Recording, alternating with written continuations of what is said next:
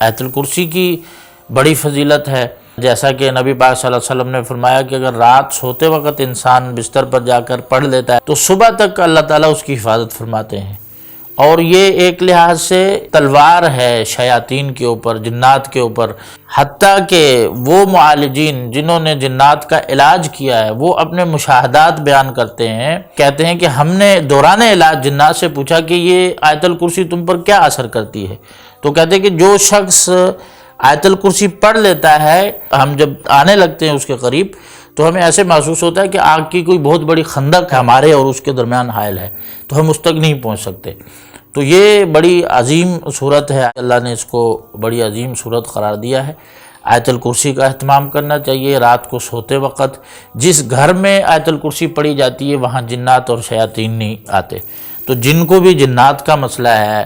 جادو کا مسئلہ ہے، اس بیماری میں مبتلا ہیں، کثرت سے جو ہے آیت الکرسی پڑھیں،